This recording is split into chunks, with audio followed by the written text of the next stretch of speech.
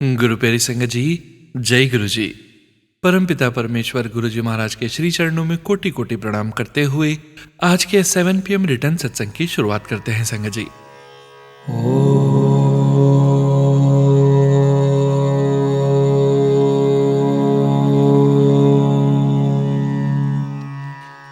नमः शिवाय।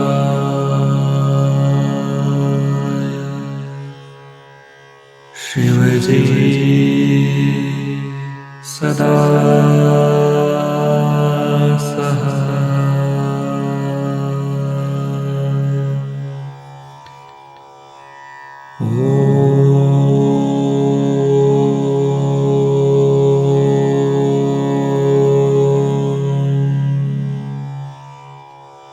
नमः शिवाय।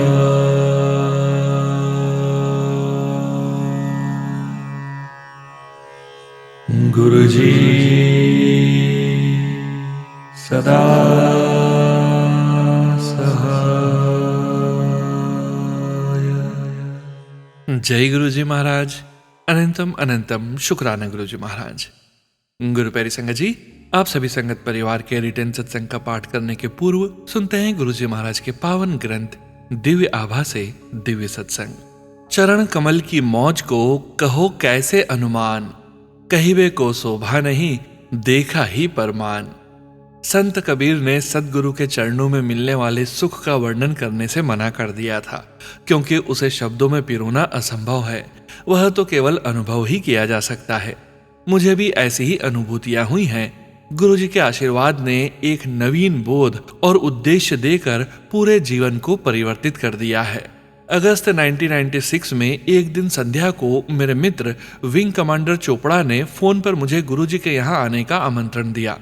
क्योंकि मैं संतों में विश्वास नहीं करता था, बहुत मना करने के पश्चात उन पर आभार प्रकट करने के लिए मैंने आना स्वीकार कर लिया। उस दिन हम नोएडा से 6 बजे चलकर 45 मिनट में गुरुजी के स्थान पर पहुंच गए। पहला अवसर होने के कारण संगत में चोपड़ा के अलावा मैं किसी को नहीं जानता था। हम 15-20 लोग समूह में बैठकर गुरुजी की प्रतीक्षा कर रहे थे। जब गुरुजी अपने कक्ष से निकले, हम सब ने जाकर उनके चरण स्पर्श किए।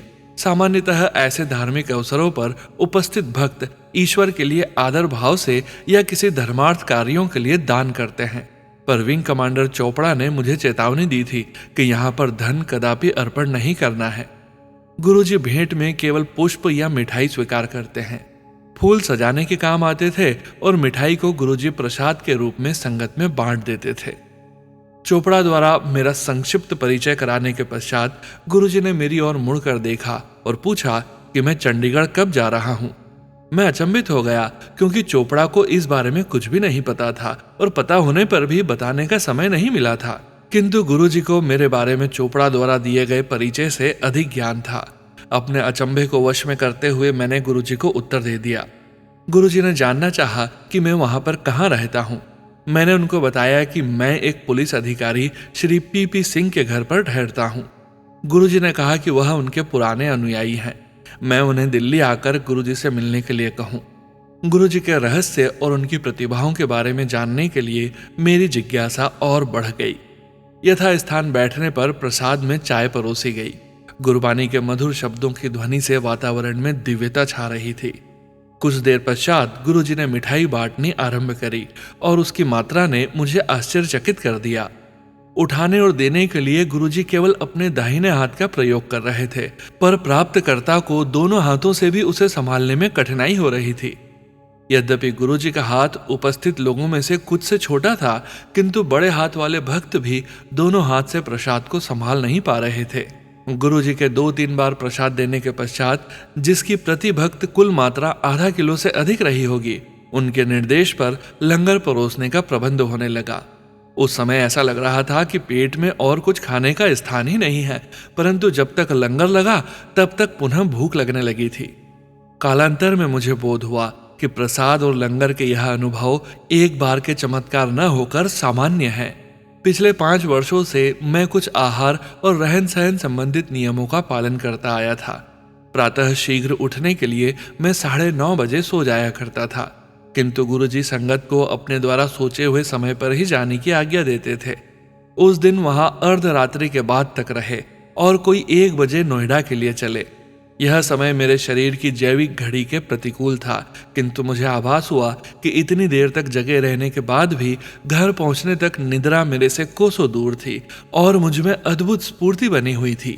घर पहुंचने के तुरंत बाद मैंने अपने मित्र पीपी सिंह को फोन कर यह जानना चाहा कि क्या गुरुजी का कहा हुआ सत्य था। मेरे मित्र को यह जानकर अति प्रसन्नता हुई कि मैं गुरुजी से मिलने एम्पायर स्टेट गया था। वह उनका पता जानकर और भी आनंदित हुए, क्योंकि चंडीगढ़ से गुरुजी के जाने के पश्चात गुरुजी से उनका संपर्क टूट गया था। हमने खुश होकर वार्ता का अंत किया।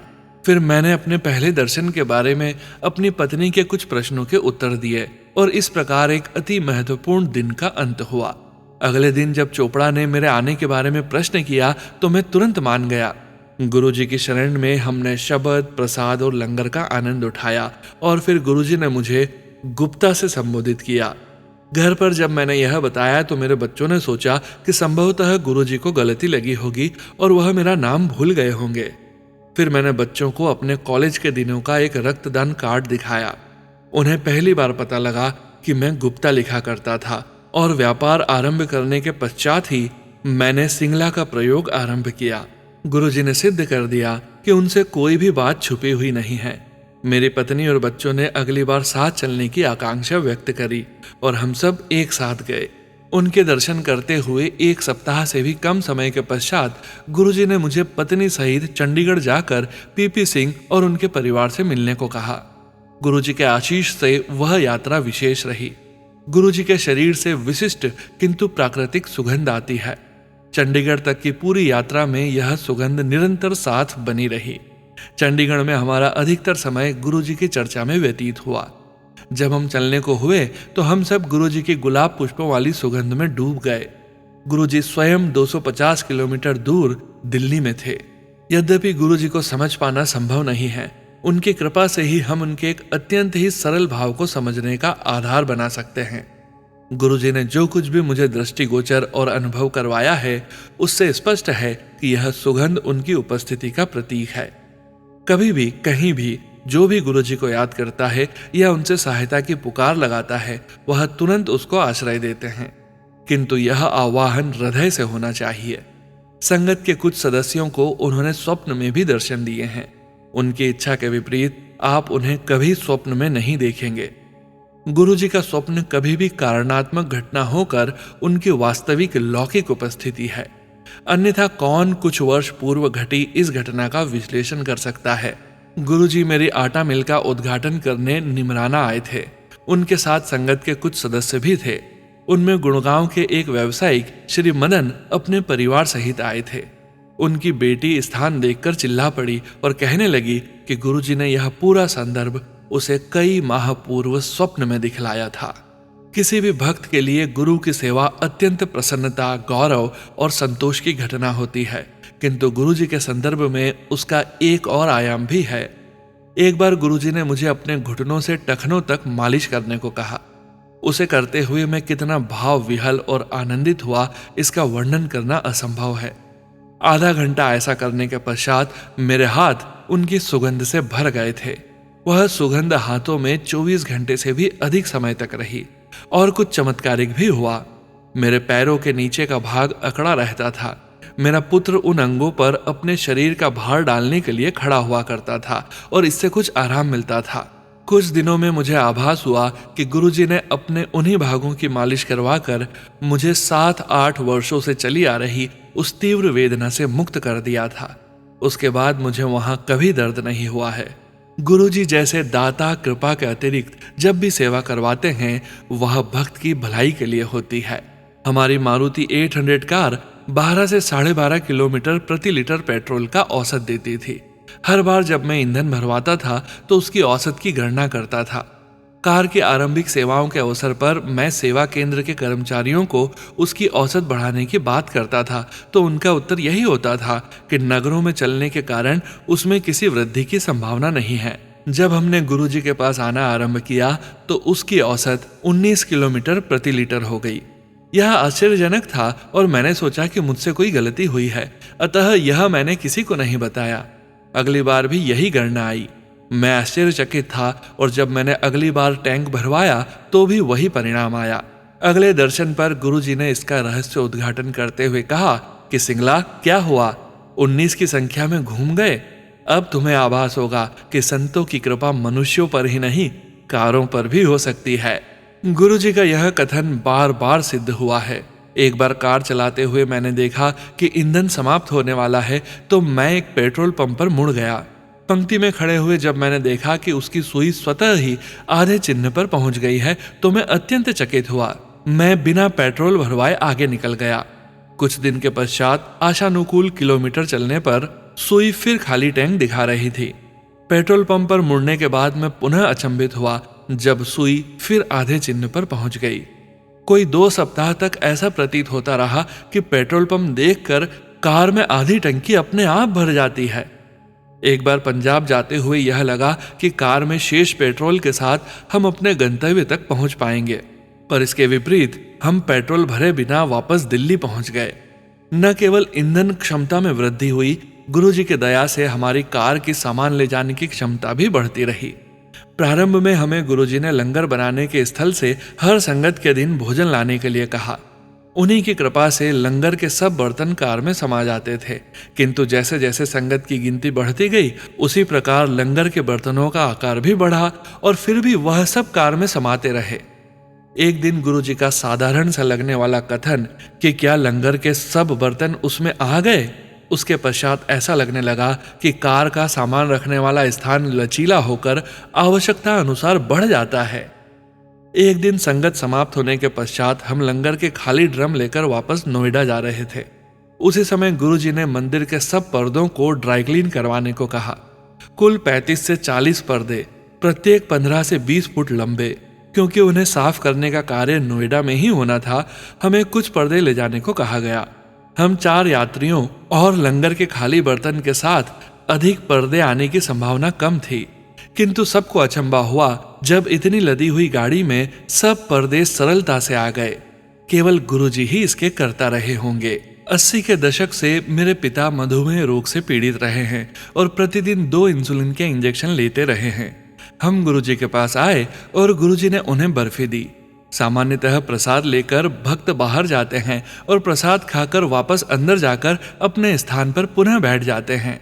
मेरे पिता भी बाहर आए और उन्होंने मेरे से पूछा कि इन 5-6 बर्फियों का वह क्या करे। मैंने उन्हें बताया कि गुरुजी के स्थान में जो भी प्रसाद मिलता है उसको वहीं पर खाने से औषधि जैसा प्रभाव होता है, घर या बाहर ले जाने से उसका प्रभाव मिट जाता है। उन्होंने कहा कि मिठाई तो उसके लिए विष है। मैंने उनको समझाया कि यह गुरुजी का प्रसाद है और उसका विपरीत प्रभाव कभी नहीं हो सकता। मेरे हट करने पर उन्होंने वह खा ली और अंदर चले गए। गुरुजी ने उन्हें पुनः बुलाकर और बर्फियां दी। अब मेरे पिता को लग रहा था कि निश्चित रूप से उन पर दुष्प्रभाव होगा, इसलिए वह उसे नहीं खाना चाह रहे थे।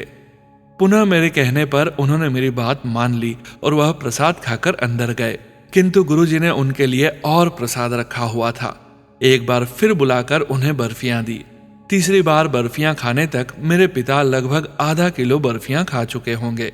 उन्हें विश्वास था कि वह गंभीर रूप से बीमार पड़ेंगे और उनके मधु का स्तर पिछले 15 वर्ष के बराबर की मिठाई केवल 4 घंटे में खा लेने से निश्चित ही अति उच्च हो जाएगा। हम घर गए और उन्होंने मुझे प्रातः 5:30 बजे फोन करके कहा कि उनके मधु का स्तर जो गत 130 था, इतनी बर्फियां खाने के पश्चात 120 था। इससे बोध होता है कि गुरुजी के स्थान पर दी हुई कोई भी वस्तु अपने भौतिक गुण खोकर प्रसाद के गुण अपना लेती है। जय गुरुजी महाराज। अनंतम अनंतम शुक्राना गुरुजी महाराज। गुरु प्यारी संगत जी, इस दिव्य सत्संग का अगला भाग कल के 7 PM सत्संग में जारी रहेगा। जय गुरुजी महाराज। अनंतम अनंतम शुक्राना गुरुजी महाराज। जय गुरुजी संगत जी। गुरु प्यारी संगत जी, अब आप सुनने जा रहे हैं पेजेस पर लिखकर व्हाट्सएप पर प्राप्त सत्संग। संगत जी के मोबाइल के लास्ट 4 डिजिट्स हैं 5666। जय गुरुजी महाराज। अनंतम अनंतम शुक्राना गुरुजी महाराज। श्री गणेश जी जय गुरुजी। श्री राधे राधे। सभी प्यारी संगत जी को जय गुरुजी। शुक्राना शुक्राना अनंतम अनंतम शुक्राना मेरे प्यारे गुरुजी का। जय गुरुजी सोनू अंकल जी, जो आप हमारा सत्संग गुरुजी के चरणों में रखते हो। संगत जी, आज फिर से मैं अपने मालिक की वडियाइयाँ करने आप सभी के सामने आई हूँ। मेरा नाम रेखा है, मैं आईजीआई एयरपोर्ट से हूँ। मैंने आप सभी को पहले भी बताया है, मेरी बेटी की एक किडनी 17% काम करती है। संगत जी, 17% यानी 7 नंबर, गुरु जी की ब्लेसिंग। संगत जी, बेटी को यूरिन में बर्निंग होती थी, तो इस बर्निंग के लिए मैंने उसे बहुत सारे डॉक्टर को दिखाया, पर कोई प्रॉब्लम सॉल्व नहीं हुई और उसका ट्रीटमेंट एम्स में चल रहा है। तो मेरी भाभी ने अपनी भाभी के सामने बताया कि मेरी नंद की बेटी के ये प्रॉब्लम है। तो संगत जी, मैं अपनी भाभी की बहन की शादी में गई तो वह भाभी भी वहां पर आई हुई थी। संगत जी, अब एक बात बताती हूँ, मैंने अपनी भाभी की बहन के लिए राधे जी से और गुरु जी से अरदास की थी कि वह उनकी शादी करवा दें, क्योंकि उनकी शादी नहीं हो पा रही थी। तो गुरु जी ने उनकी शादी करवाई 7 नवंबर को। संगत जी, मेरे भाभी की बहन भी गुरु जी की संगत है। मैं फिर से उसी सत्संग पर आती हूँ। संगत जी, मुझे एक गुरु जी का मैसेज आया कि 7 नवंबर को खुशखबरी मिलेगी। और संगत जी, एक मैसेज आया था कि मैं तेरे काम बना दूंगा और तेरी मदद करने कोई इंसान आएगा, तो समझ जाना वो मैं ही हूँगा। तो संगत जी, सच में वो ही हुआ कि मेरी भाभी की भाभी आई, उन्होंने मुझे एक डॉक्टर का नंबर दिया। वो डॉक्टर उनके फैमिली डॉक्टर की ही तरह हैं, क्योंकि उनकी बेटी को भी उन्होंने ही ठीक किया था। उनकी बेटी भी 8 साल से बीमार थी। तो संगत जी, फिर मैं डॉक्टर से मिलने गई थी, पर संगत जी, जाने से पहले मन नहीं कर रहा था, क्योंकि पहले से ही मैं काफ़ी डॉक्टर्स को दिखा चुकी थी, पर कोई प्रॉब्लम सॉल्व नहीं हो रही थी। फिर डॉक्टर से मिलने गई। संगत जी, वो डेट थी 13 नवंबर 2025। वो दिन था गुरुवार। निकल पड़ी डॉक्टर के पास जाने के लिए। संगत जी, जैसे ही हॉस्पिटल के बाहर गुरुजी की एक कार खड़ी थी, उसमें गुरुजी का ब्लैक स्वरूप था कार में। और संगत जी, हॉस्पिटल के अंदर जाते ही पूरे हॉस्पिटल में ओम का उच्चारण चल रहा था। हॉस्पिटल के कोने कोने में और झंडे वाला माता जी का मंदिर भी था। और संगत जी, हॉस्पिटल का नाम था यशोदा मेडिसिटी। और संगत जी, पूरे हॉस्पिटल में कृष्णा जी के स्वरूप थे। पूरे हॉस्पिटल में हर एक दीवार पर, काउंटर पर कृष्णा जी के स्वरूप थे। और ओम के धुन ने फिर से गुरुजी का और राधे जी का मन से और दिल से शुक्राना निकला। जय गुरुजी, जय राधे जी। फिर डॉक्टर से मिले और फिर लगा कि डॉक्टर के रूप में गुरुजी आ गए। फिर से दिल से शुक्राना निकला। डॉक्टर ने समझा कि ये ट्रीटमेंट देना होगा। संगत जी, मैं जानती भी नहीं थी डॉक्टर को, पर दिल में ये था कि इसी डॉक्टर से ट्रीटमेंट लेना है बेटी का। संगत जी, मैंने गुरुजी से, राधे जी से बोला था कि मैं नहीं जानती ये सब क्या है, पर आपने ही सब देखना है। तो संगत जी, 6 डेज के अंदर ही वो ट्रीटमेंट हो गया। 18 नवंबर 2025 को संगत जी, ये प्रोसीजर ओटी के अंदर होना था और मेरी बेटी काफ़ी नर्वस थी। वो रोने लगी, पर मैंने उसको समझाया और सारा प्रोसीजर करवाया। और डॉक्टर ने कहा कि वैसे तो डे केयर में सब होगा, पर फिर भी नेक्स्ट डे में भी डिस्चार्ज हो सकती है। फिर गुरुजी से और राधे जी से अरदास की डिस्चार्ज सेम डे हो जाए और हॉस्पिटल का बिल भी ठीक आए, क्योंकि एस्टिमेट काफ़ी लग रहा था। पर संगत जी, फिर हॉस्पिटल का बिल देखकर फिर से दिल से शुक्राना निकला। जय गुरुजी। मैंने सोचा भी नहीं था कि इतना कम बिल होगा और डिस्चार्ज सेम डे हो गया। आज मेरी बेटी बिल्कुल ठीक है। संगत जी, मेरे गुरुजी, राधे जी, मैं बता नहीं सकती कि किस तरह से मैं शुक्राना करूं, पर मालिक आपका अनंतम अनंतम शुक्राना, जो आपने मेरी बेटी को ठीक कर दिया। वो मेरी बेटी नहीं है, वो गुरुजी की ही बेटी है। लव यू सो मच गुरुजी, राधे जी। संगत जी, एक सत्संग और है मेरी बेटी का। मेरी बेटी जन्माष्टमी पर राधे जी बनी थी और वो बहुत सुंदर लग रही थी। तो गुरुजी का मैसेज आया कि तेरी बेटी राधे जी के रूप में बहुत सुंदर लग रही थी, उसको नजर लग जाती है, काला टीका लगा कर रखा कर। जय गुरुजी, शुक्राना गुरुजी, शुक्राना गुरुजी। अब मैं गुरुजी के मंत्र जाप करके अपने सत्संग को विराम करती हूँ। जय गुरुजी, शुक्राना गुरुजी। ओम नमः शिवाय, शिवजी सदा सहाय। ओम नमः शिवाय, गुरुजी सदा सहाय। राधे राधे, जय गुरुजी, जय गुरुजी। संगत जी, गुरु प्यारी संगत जी, अब आप सुनने जा रहे हैं पेजेस पर लिखकर व्हाट्सएप पर प्राप्त सत्संग। संगत जी के मोबाइल के लास्ट 4 डिजिट्स हैं 1536। जय गुरुजी महाराज, अनंतम अनंतम शुक्राना गुरुजी महाराज। जय गुरुजी। संगत जी, मंत्र जाप से गुरुजी के चरणों में अपना शुक्राना अर्पित करूंगी। ओम नमः शिवाय, शिवजी सदा सहाय। ओम नमः शिवाय, गुरुजी सदा सहाय। संगत जी, सुनो भैया जी, मैं सैटरडे संडे से गुरुजी से प्रे कर रही थी कि गुरुजी सत्संग का इनवाइट भेजो। बहुत मन कर रहा था सत्संग में जाने का। ऐसा मैं गुरुजी को 2-3 दिन से बोल रही थी। फिर संडे रात मेरे दिमाग में थॉट आया, नवी मुंबई के सेवादार अंकल को पूछती हूँ। उनसे मैंने व्हाट्सएप मैसेज पे पूछा तो उन्होंने कुछ ही समय बाद मुझे सत्संग का इनविटेशन भेजा, जो कि घर से 15 मिनट की ड्राइव पे था। और तो और वेडनेसडे शाम 6 से 8 का सत्संग था। मैं और मेरी फ्रेंड गए सत्संग अटेंड करने। बहुत आनंद आया संगत जी। जय गुरु जी, शुक्राना मेरे गुरु जी, जो आप हमारी हर छोटी बड़ी बात सुन लेते हो। कल रात मिडनाइट में 12:30 पौने 1 बजे के आसपास उठी देखने के लिए कि दोनों बच्चे सोए हैं कि नहीं, तो नींद में स्लिप होते होते बची। गुरुजी ने ही बचाया, परंतु क्योंकि मेरी बैक थोड़ी वीक है तो एकदम से मेरी कमर में बहुत जबरदस्त जर्क लग गया और मुझे बैक एक शुरू हो गया। अगर मैं गिर जाती संगत जी तो मुझे कितनी लगती और कितना दर्द होता। फिर मैं 10 मिनट बाद वापस सो गई, परंतु मुझे पेन हो रहा था। सुबह 5:15 पर उठी तो बहुत ज्यादा पेन था। बेटे को टिफिन बना के दिया और थोड़ी लंच की तैयारी भी कर ली। फिर बेटे के जाने के बाद मैंने गुरुजी के स्वरूप के सामने मंत्र जाप करते करते मुंह लगाई और फिर जल प्रसाद और चंदन तिलक लगा के सोने चली गई। जब मैं उठी तो कमर दर्द 90% ठीक था। जय गुरुजी महाराज। अनंतम अनंतम शुक्राना गुरुजी महाराज। हमारे अंग संग रहने का शुक्राना, हर मुश्किल आसान बनाने का शुक्राना, हमें सुनने का शुक्राना, हमारे सवालों के जवाब देने का शुक्राना, हमें अपनी संगत बनाने का शुक्राना। शुक्राना शुक्राना शुक्राना प्रभु। अनंतम अनंतम शुक्राना। सत्संग लिखने में कोई गलती हो गई हो तो क्षमा करना गुरुजी, सोनू भैया जी और संगत जी। सोनू भैया और उनके परिवार के लिए ढेरों ब्लेसिंग्स देना गुरुजी। इसी के साथ अपने सत्संग को मंत्र जाप से विराम दूंगी। ओम नमः शिवाय, शिवजी सदा सहाय। ओम नमः शिवाय, गुरुजी सदा सहाय। जय गुरुजी संगत जी। गुरु प्यारे संगत जी, अब आप सुनने जा रहे हैं PDF फाइल के रूप में व्हाट्सएप पर प्राप्त सत्संग। संगत जी के मोबाइल के लास्ट 4 डिजिट्स हैं 5850। जय गुरुजी महाराज। अनंतम अनंतम शुक्राना गुरुजी महाराज। ओम नमः शिवाय, शिवजी सदा सहाय। ओम नमः शिवाय, गुरुजी सदा सहाय। जय गुरुजी संगत जी। संगत जी, जैसे गुरुजी कहा करते थे कि अपना सत्संग शुरू से शुरू करो, मैं खुद इस बात से अनजान हूं कि गुरुजी ने अपने इस दास का हाथ कब पहली बार थामा था, परंतु 2023 में मुझे गुरुजी ने अपने से जोड़ने का प्रयत्न किया था। हुआ कुछ ऐसा था संगत जी, 2023 में मेरी गृहस्थी से संबंधित कार्य में कुछ अड़चने आ रही थी। तब मैं अपने आप को इग्नोस्टिक कहता था, जो ईश्वर में तो मान्यता रखता है, परंतु उसे लगता है कि आज के दौर में किसी को भी पूरा ज्ञान नहीं है तो किसी एक धर्म का ही सिर्फ पालन नहीं करता। हिंदू परिवार में जन्म के कारण मैं अपने त्योहारों और रीति रिवाजों का तो पालन करता था, साथ ही दूसरे धर्मों की भी सराहना करता था। यदि कोई किसी दूसरे धर्म के विरुद्ध कुछ बोलता था तो मैं उससे लड़ने के लिए तत्पर रहता था। खैर 2023 में जब मुझे कोई रास्ता नजर नहीं आया तो मेरी मम्मी आंटी ने, जो पहले से ही गुरुजी की संगत थी, मुझसे गुरुजी के आश्रम जाने का अनुग्रह किया। मैं गुरुजी की इच्छा को न जानते हुए भी उनके अनुसार मम्मी के साथ बड़े मंदिर गया।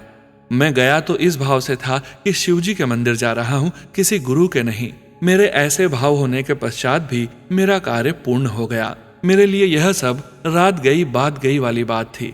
फिर गुरुजी की लीला है कि 2024 के अंत में मेरी ही मूर्खता के कारण मैं फिर से ऐसी मुश्किल में घिरा जिसने मुझे न सिर्फ झंझोड़ा था, परंतु मुझे एक आत्मग्लानि भी हो रही थी, क्योंकि उस आदत या मूर्खता को मैं अपने करीबी लोगों से छुपाता था। मेरी मुश्किल के कारण वो आदत अब उनके सामने आ गई थी और मुझे ऐसा प्रतीत हुआ कि मैं बहुत बड़ा विश्वासघाती हूँ। मैंने अपनों का ही विश्वासघात किया है। फिर दोबारा मम्मी आंटी ने मुझे गुरुजी के सत्संग सुनने को कहा, परंतु इस बार मैं भी गुरुजी को जानने के लिए तत्पर था। परंतु मैं अधिकतर उन संगत जी के सत्संग सुनता था जिन्हें गुरुजी को चोले रूप में मिलने का सौभाग्य प्राप्त हुआ था। और एक आज का दिन है, मुझे ये ही नहीं पता चला कब गुरुजी ने मुझे सुमति बख्शी कि नई पुरानी संगत का कोई भेद नहीं है। गुरुजी के अनुसार नई संगत से भी हमेशा ऐसा कुछ सीखने को मिलता है जो किसी पुरानी संगत से भी नहीं मिलता। जय गुरुजी, शुक्राना गुरुजी, मुझे अपने से जोड़ने का और सुमति बख्शने का। संगत जी, 2023 में गुरुजी के मेहर से आध्यात्म की तरफ मेरे बढ़े कदम और उनकी नज़र से मेरे कदम आई हुई उस समस्या के समाधान की ओर बढ़ गए। मुझे विश्वास था कि गुरुजी मेरी समस्या भी सुलझा देंगे और साथ ही मुझे माफ करके मेरे अपनों का भरोसा भी मुझे वापस कमवाएंगे। मैं बहुत खुश था और गुरुजी का अनंतम अनंतम शुक्राना कर रहा था। संगत जी, हम सब ने काफी बार सुना है गुरुजी नींबू की तरह निचोड़ते हैं, मेरी परीक्षा की घड़ी आनी बाकी थी। मुझे लग रहा था कि मैंने गुरुजी को पूरी तरह से समर्पण कर दिया है, परंतु गुरुजी ने परीक्षा के माध्यम से मेरा ये भ्रम भी दूर कर दिया। मुझे अभी बहुत काम करना है अपने पर इसका भी मैं गुरुजी से बहुत शुक्राना करता हूँ और अरदास करता हूँ कि गुरुजी आपने ही मुझे हर परीक्षा में धक्के देकर पास करना है। मैं खुद में पास होने के भी समर्थ नहीं हूँ।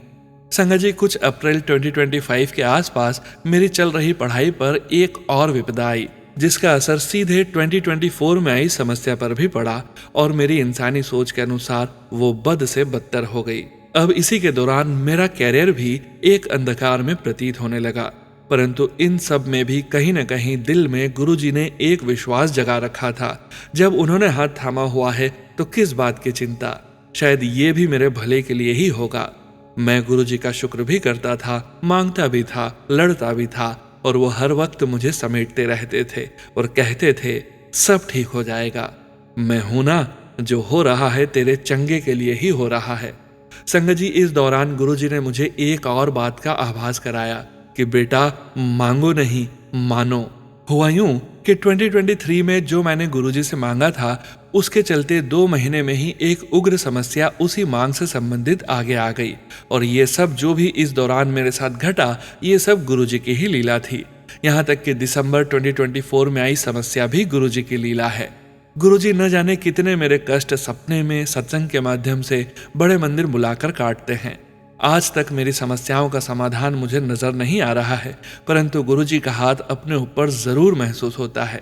गुरुजी से मैंने अपनी अनजाने में और जानबूझकर की हुई गलतियों की, दूसरों के दिल दुखाने की तहे दिल से माफी मांगता हूँ।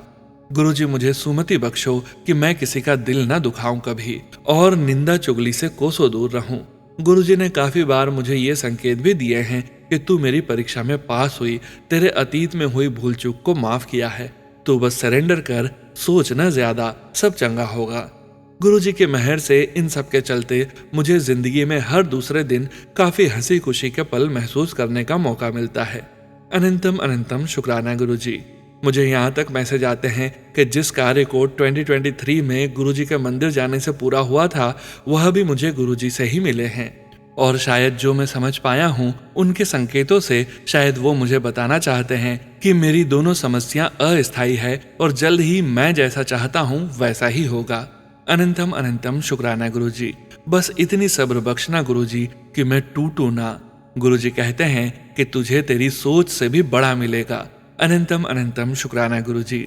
गुरुजी, मुझे अपने मार्ग पर आप ही चलवाओ और अपनी रजा में आप ही राजी रखो, सबको चढ़दी कला में रखो गुरुजी। अनंतम अनंतम शुक्राना गुरुजी। संगत जी, मुझे माफ कर देना अगर मुझसे कोई भूल हो गई हो इस सत्संग में। धन्यवाद सोनू अंकल, मेरा सत्संग संगत में साझा करने के लिए। जय गुरुजी। शुक्राना गुरुजी। जय गुरुजी। संगत जी, गुरु प्यारी संगत जी, आज के इस सत्संग को यहीं विराम करने का समय हो गया है और गुरुजी महाराज के पावन वचनों के श्रवण करने का समय हो गया है। संगत जी, आज के वचन भी सोनिया मल्होत्रा आंटी जी के सत्संग से लिए गए हैं, जो कि इस प्रकार से हैं। पहला वचन, मूरख के हम दास। दूसरा वचन, रब तो डरो नहीं, रब नु प्यार करो, डरना था भैड़े कर्मा तो चाहदा है। तीसरा वचन, माँ बाप दी सेवा करनी चाहे दिया, उन्हां दे उपकार नहीं भूलने चाहे दे। चौथा वचन, रब नू तां कन्ना दा भी शुक्र करना चाहदा है। पांचवा वचन, साडे कोल तां डाकू भी आ जाए ना, असी तां ओदा भी कल्याण ही करनगे। जय गुरु जी महाराज। अनंतम अनंतम शुक्राना गुरु जी महाराज। गुरु प्यारी संगत जी, गुरु जी महाराज के महामंत्र जाप के साथ आज के इस सत्संग का यहीं विराम करेंगे। सत्संग शेयरिंग करने से संबंधित सभी जानकारी वीडियो के डिस्क्रिप्शन में दी गई है।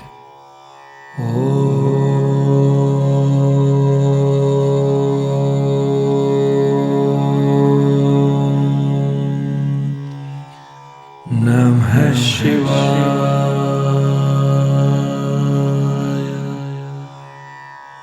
शिव जी सदा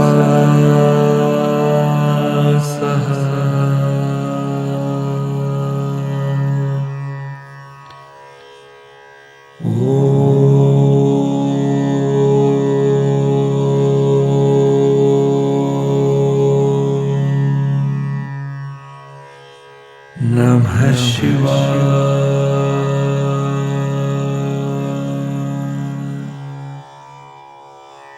गुरुजी सदा